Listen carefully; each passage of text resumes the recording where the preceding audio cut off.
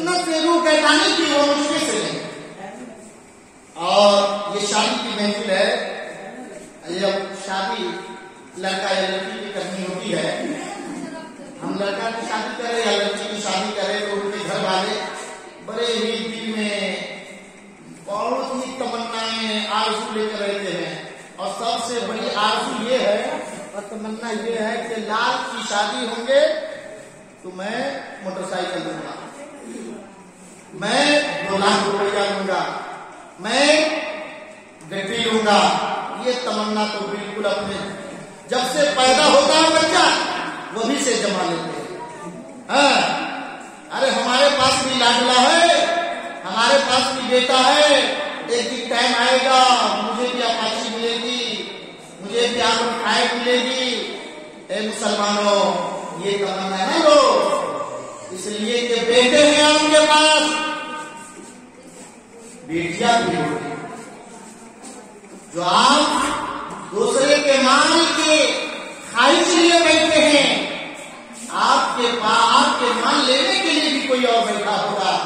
इसलिए मुसलमानों, शादी का जो मयार है वो दौलत नहीं है, सरवत नहीं है, मालदारी नहीं है, हुस्न खूबसूरती नहीं है, बल्कि असल वो है वो दीनदारी है। अल्लाह के प्यारे रसूल सल्लल्लाहु अलैहि वसल्लम बुखारी शरीफ मुस्लिम शरीफ की हदीस से पाक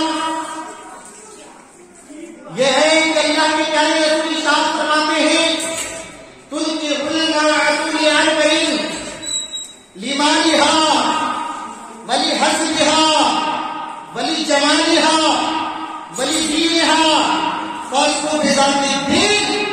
अल्लाह के प्यारे रसूल साहब फरमाते हैं, औरतों से 4 खसलतों के बिना पे शादी की जाती है। उनके मालदारी की वजह से, उनके खानदान की वजह से, उनकी खूबसूरती की वजह से, उनके दीनदारी की वजह से।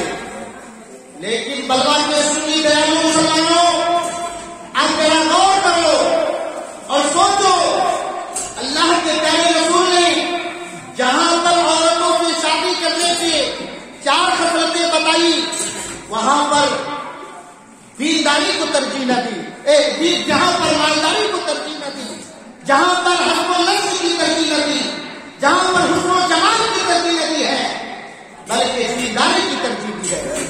अल्लाह के प्यारे रसूल ने इशारा फरमाया, फस्ल बिजाती दीन, यानी दीनदार औरत को आपके लिए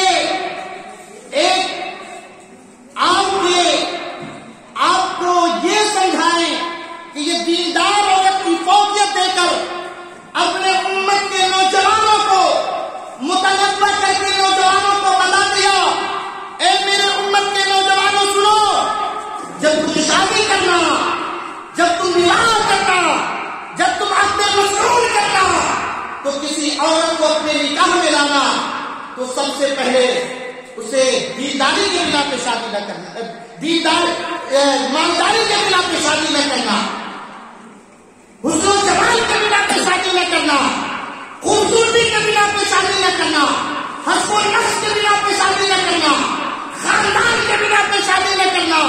इसलिए कि अगर हुस्न के बिना पे शादी करोगे, हो सकता है हुस्न जमाल उसे सरकशी में मुब्तला कर दे। मालदारी के बिना पे शादी करोगे, हो सकता है कि मालदारी उसे तबाही में डाल दे।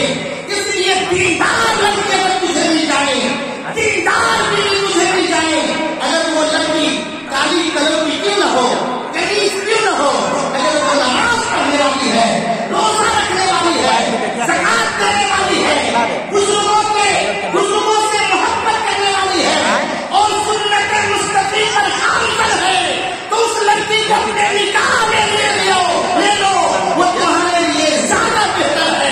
जब उसको तुम उसे अपने निकाह में लाओगे तो दुनिया भी समझ जाएगी, आखिरत भी समझ जाएगी।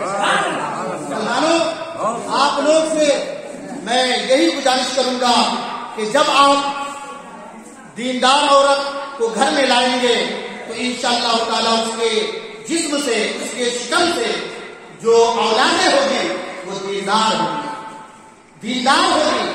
اس لیے کہ دیندار عورت آتی ہے تو گھر کا نقشہ بدل جایا کرتا ہے, گھر کا ماحول بدل جایا کرتا ہے. اس لیے دیندار لڑکی کی تلاش کیجیے اور سنت کے مطابق اپنے شادی کے ہر رسومات یعنی کھانا پینا باراتی سراتی سب کے سب سنت کے مطابق ہونی چاہیے. اگر سنت کے مطابق ہم کرتے ہیں تو شادی میں بے پناہ برکتیں ہوتی ہے.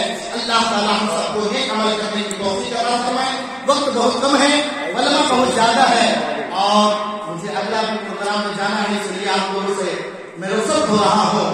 بس ایک شعر کے ساتھ, بادل ہے تو برسات ضرور ہوگی, دن ہے تو رات ضرور ہوگی, میرے جانے کے بعد غمگین نہ ہونا میرے دوستوں, زندگی رہی تو ملاقات ضرور ہوگی. استغفر اللہ ربی من کل ذنب اتوب الیہ. پڑھ لیجیے کلمہ طیب لا الہ الا اللہ محمد رسول اللہ صلی اللہ علیہ وسلم.